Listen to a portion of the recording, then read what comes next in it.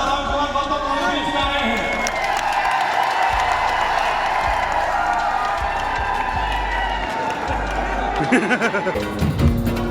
सुबह बोलते हैं और शाम बोलते हैं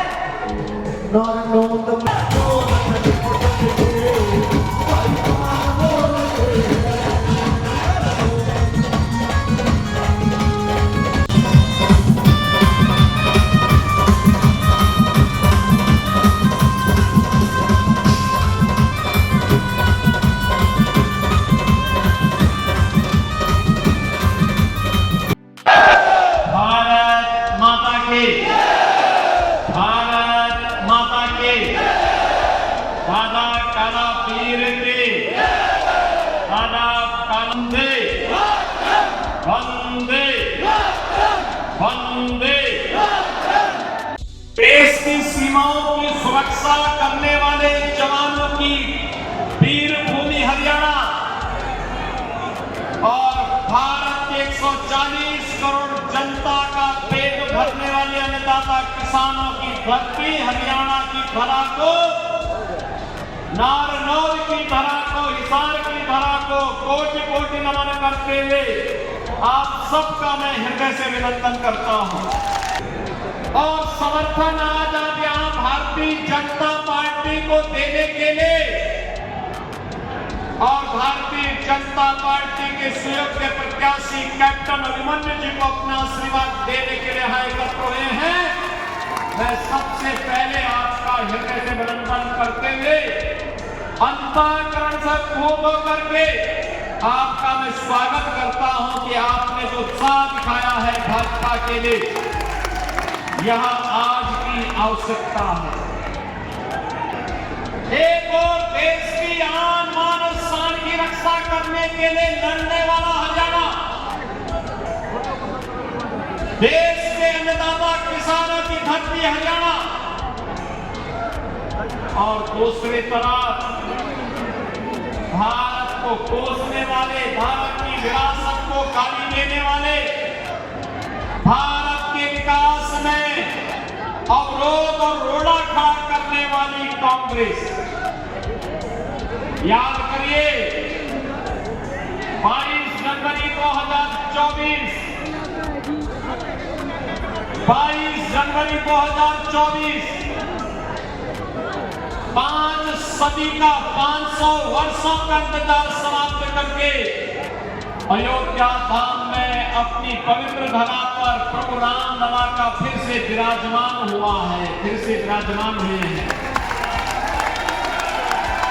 कौन ऐसा भारतवासी है, कौन दुनिया का ऐसा सनातन धर्मावलंबी है जो खुश न हुआ हो, अंतःकरण से खुश न हुआ हो। बहनों और भाइयों, ये हमारे सनातन धर्म की परंपरा में पितृपक्ष चल रहा है। हमारी मान्यता होती है, जितने भी हमारे पूर्वज होते हैं, दिवंगत हो चुके होते हैं, इस पक्ष में आकर के इस धरती पर आते हैं, अपनी वर्तमान पीढ़ी को आशीर्वाद देते हैं, और पितृपक्ष में हम भी उन्हें पितरों को तर्पण देकर के श्राद्ध कर्म सोचते रहे होंगे कि कैसे ये पीढ़ी है कि उनके संकल्पों को पूरा नहीं कर पाई है। लेकिन इस बार पितृपक्ष आते ही सभी पितरों को सीम संतुष्टि हुई होगी कि उनकी वर्तमान पीढ़ी के संकल्पों का सही निर्णय का परिणाम है अयोध्या में रामलला फिर से विराजमान हो गए हैं।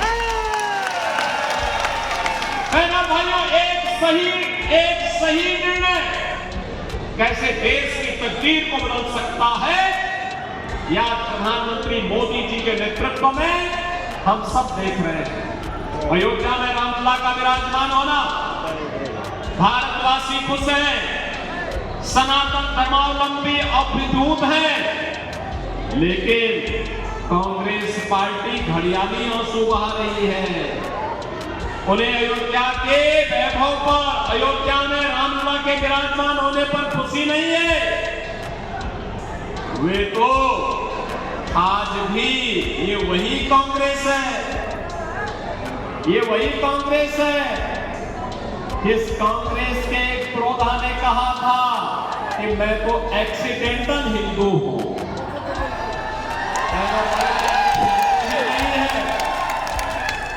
तो फिर एक्सीडेंटल हिंदुओं से क्या देश की व्यवस्था चलने वाली है क्या? और क्या ये हरियाणा की तकदीर को बदलने की सामर्थ्य रखते हैं क्या? क्या वे अन्नदाता किसानों का सम्मान कर पाएंगे क्या? क्या ये नौजवानों को रोजगार दे पाएंगे क्या? क्या बेटी और बहन के सम्मान की रक्षा ये लोग कर पाएंगे क्या? जब ये लोग कुछ नहीं कर सकते तो फिर इनको क्यों हम इनको बार बार चुनाव जिताते रहे हैं? याद करिए, एक तरफ अयोध्या में रामलला का प्रकटीकरण होना ये डबल इंजन सरकार के कारण हुआ है। भारतीय जनता पार्टी की डबल इंजन की सरकार 17 में उन्होंने मुझे उत्तर प्रदेश का मुख्यमंत्री बनाया और डबल इंजन की सरकार जैसे यूपी में डबल स्पीड के साथ आगे बढ़ी, मात्र 2 वर्ष के अंदर अयोध्या में डबल इंजन सरकार ने रामलला मंदिर के 500 वर्षों का विवाद समाप्त कर दिया। और मैं तो इसीलिए कहता हूं, भारतीय जनता पार्टी की डबल इंजन सरकार का मतलब समाधान, कठिन से कठिन समस्या का समाधान। कांग्रेस की सरकार का मतलब समस्या। ये देश के अंदर आतंकवाद की समस्या हो, नक्सलवाद की समस्या हो, उग्रवाद की समस्या हो, भ्रष्टाचार की समस्या हो, बेरोजगारी की समस्या हो या फिर किसी भी प्रकार की समस्या, इसके पाव में अगर आप जाएंगे कहीं ना कहीं कांग्रेस ही दिखाई देगी। भारतीय जनता पार्टी समाधान है। अयोध्या में रामलला का मंदिर बना तो कश्मीर में धारा 370 में तो हट गई। मैं आपको बता रहा था ना, अभी 3 दिन पहले की घटना है। मैं जम्मू में था, मुझे एक सभा में जाना था। थोड़ा वहां बारिश पड़ रही थी तो पायलट ने कहा थोड़ी देर बाद चलते, तो मैं एयरपोर्ट में चला गया। एक मौलाना मुझे एयरपोर्ट में मिले, मैं तो पहचानता नहीं था, मैं जा रहा था। उन्होंने कहा कि राम राम साहब, मैं समझ नहीं पाया। फिर उन्होंने मेरी आवाज आई फिर कि योगी जी राम राम, तो मैं उधर देखा तो मौलाना था। मैंने कहा राम राम। बहनों और भाइयों, मैं भौचक था। मैंने वहां के एक अधिकारी से पूछा, मैंने कहा भी यहाँ पे क्या राम राम का संबोधन सभी मौलवी करते हैं?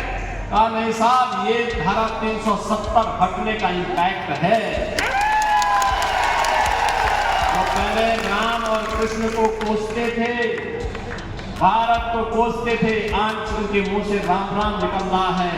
और याद रखना, ये मजबूत भारतीय जनता पार्टी जितनी मजबूत होगी, भारत उतना मजबूत होगा। भारत जितना मजबूत होगा, उतना ही हरे रामा हरे कृष्णा का भजन भारत की सड़कों पर सर्वत्र ये नजारे देखने को मिलेंगे। कहने के लिए आपके पास आया, यही कहने के लिए आज मैं आपके पास आया। एक गौरव की अनुभूति कराने वाली भारतीय जनता पार्टी है। भारतीय जनता पार्टी ने मोदी जी के नेतृत्व में देश की तकदीर और तस्वीर बदलती है। आज एक भारत श्रेष्ठ भारत की बात करते हैं। दुनिया के अंदर आप जाकर के देखिए, दुनिया के अंदर कोई भी बड़ा निर्णय आज के दिन पर भारत के बगैर नहीं हो सकता। भारत आज दुनिया के ध्रुवीकरण को तय करना, जहां भारत होगा वो मजबूत होगा। ये प्रधानमंत्री मोदी जी के नेतृत्व में, और जब हरियाणा में भी भारतीय जनता पार्टी की डबल इंजन की सरकार आई थी, बहनों और भाइयों, यहां की कनेक्टिविटी बेहतर हुई है। यहां पे रेल कनेक्टिविटी अच्छी हुई है, कई मेट्रो का संचालन हुआ है, कई अच्छी मंडी बनी है, जैसे संस्थान 1 डिस्ट्रिक्ट 1 मेडिकल कॉलेज बन रहे हैं। हर घर नल की योजना लागू हो रही है। नौजवान जो पहले भेदभाव का शिकार होता था, आज भेदभाव का शिकार नहीं है, बल्कि नौकरी प्राप्त कर रहा है। और इसलिए बहनों और भाइयों, आज हम सब आपके पास आए हैं कहने के लिए, याद करिए कांग्रेस के समय में किसान आत्महत्या करता था, नौजवान के सामने पहचान का संकट था। एक कांग्रेस तो माफियाओं की साजिश थी। संगठित अपराध में लिप्त माफिया हो, माइनिंग माफिया हो, खनन माफिया हो, वन माफिया हो, पशु माफिया हो, ये सब के सब कांग्रेस के साजिश है। कांग्रेस इनके माध्यम से जनता का शोषण करती थी। डबल इंजन की सरकार ने माफिया राज समाप्त किया, विकास के पथ पर विरासत का सम्मान करते हुए आज आगे बढ़ाया है। आज सोचिए ना, कश्मीर सुरक्षित है, कश्मीर में भी चुनाव चल रहे हैं, कल ही कश्मीर में चुनाव होने जा रहे हैं। बहनों और भाइयों, जम्मू कश्मीर आज विकास की राह पर तेजी के साथ आगे बढ़ा है। और हरियाणा को तो कहना ही क्या, प्रकृति और परमात्मा की भूमि है, नारायण की भूमि है। नारायण तो सर्वत्र विराजमान है, उसकी कृपा से कुछ भी नहीं हो सकता है, उसकी कृपा के बगैर कुछ भी नहीं हो सकता है। और इसीलिए मैं आपसे कहने के लिए आया हूं, मोदी जी के नेतृत्व में आज 80 करोड़ लोग फ्री में राशन की सुविधा का लाभ प्राप्त कर रहे हैं। 60 करोड़ गरीबों को देश के अंदर 5 लाख रुपए की आयुष्मान भारत की स्वास्थ्य बीमा का कवर मिला है। याद करिए, जिन्होंने अपनी जवानी देश की सीमाओं की रक्षा करने के लिए समर्पित की हो, और जैसे वहां से अवकाश प्राप्त किया, आए, उन्हें लगा कि नहीं, जनता जनार्दन की सेवा के लिए जाना है, शेष जीवन समर्पित किया भारतीय जनता पार्टी के माध्यम से जनता जनार्दन की सेवा करने के लिए। मैं अभिनंदन करूंगा पंडित राम कुमार गौतम जी का, जिन्होंने अपना आशीर्वाद दिया है, कहा कि नहीं, आवश्यक है, नारनौल से कैप्टन अभिमन्यु आना चाहिए, और मैं स्वयं शहीदों से लड़ूंगा। और बहनों भाइयों, कैप्टन अभिमन्यु विकास के प्रतीक है, एक विजन है।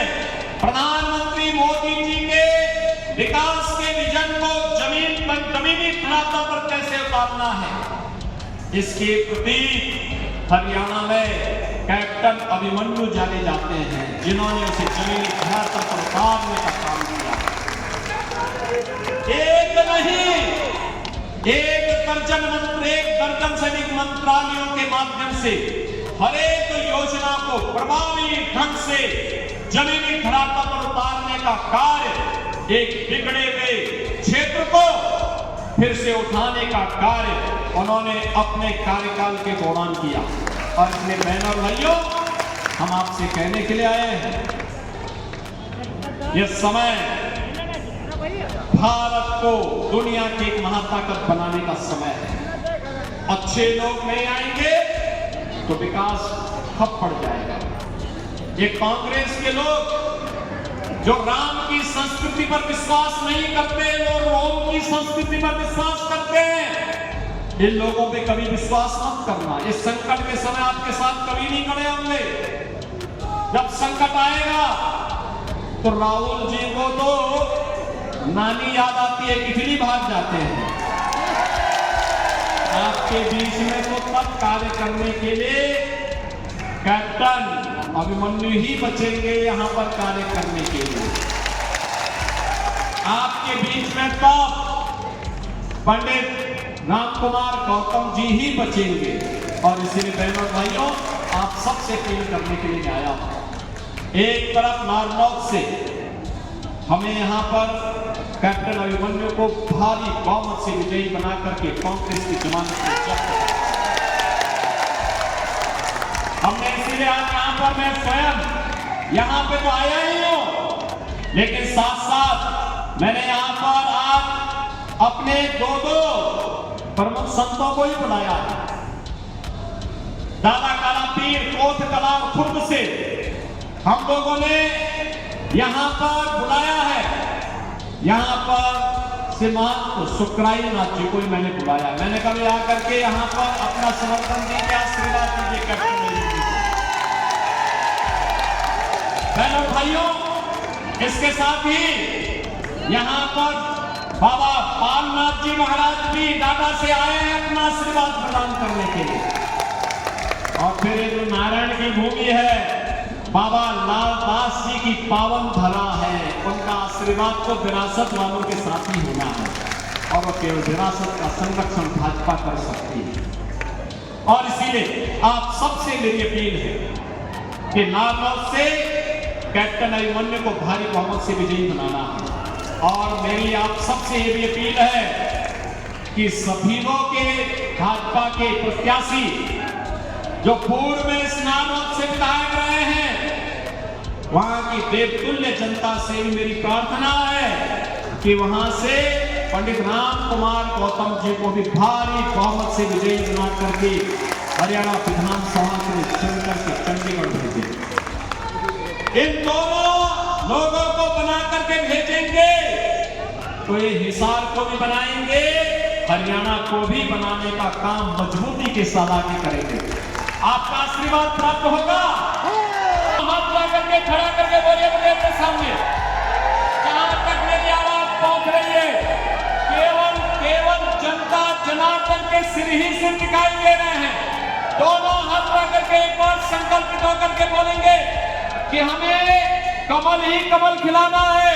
बहनों और भाइयों, मैं आपसे इस बात को कहना चाहता हूं, 5 अक्टूबर को जगत जननी मां भगवती का तीसरी तिथि है।